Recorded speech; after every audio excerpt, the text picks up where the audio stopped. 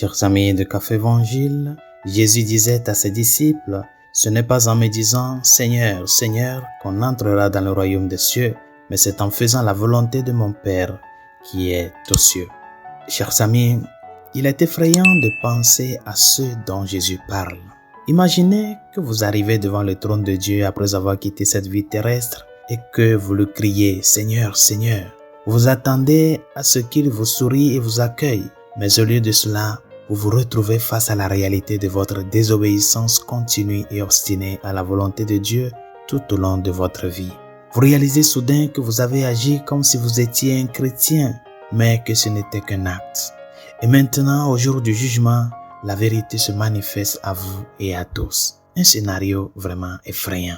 À qui cela arrivera-t-il? Bien sûr, seul le Seigneur le sait. Il est le seul et unique juge équitable. Lui et lui seul connaît le cœur d'une personne et le jugement n'appartient qu'à lui. Mais le fait que Jésus nous ait dit que tous ceux qui s'entendent à entrer au paradis n'y entreront pas doit attirer notre attention. Idéalement, chers amis, nos vies sont dirigées par un amour profond et pur de Dieu et c'est cet amour et lui seul qui dirige nos vies.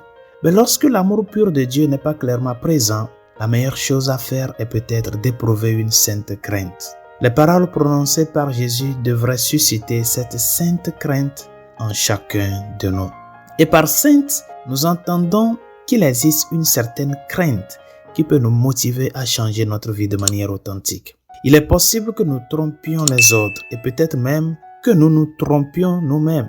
Mais nous ne pouvons pas tromper Dieu.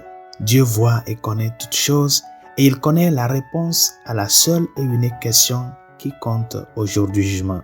Ai-je accompli la volonté du Père qui est aux cieux? Une pratique courante, recommandée à maintes reprises par Saint Ignace de Loyola, consiste à considérer toutes nos décisions et actions actuelles du point de vue du jour du jugement. Qu'est-ce que j'aurais aimé faire en ce moment-là? La réponse à cette question, chers amis, est d'une importance capitale pour la manière dont nous vivons notre vie aujourd'hui. Qu'est-ce que j'aurais aimé faire à ce moment-là? À chaque instant de ta vie, à tout ce que tu auras à faire, que cette question soit ce qui te meut, afin que, se préparant à ce jour, à cette rencontre effective avec le Seigneur, à ce jour du jugement, tu puisses agir par amour à Dieu, lui tant pour accomplir sa volonté dans ta vie. Résolution de ce jour, à la veille de la célébration de l'Immaculée Conception, médite l'évangile de l'Annonciation du Seigneur, Luc chapitre 1, versets 26 à 38, et médite ces paroles, tout en faisant siennes les dernières paroles de ce passage de l'Évangile, les paroles de la Vierge Marie, les paroles de cette disponibilité et de cet amour à Dieu. Voici la servante du Seigneur, qu'il me soit fait selon ta parole. Et demande au Seigneur de t'aider à pouvoir faire sa volonté comme la Vierge l'a fait tout en nous ouvrant la porte du salut. Bonne journée, Dieu vous bénisse.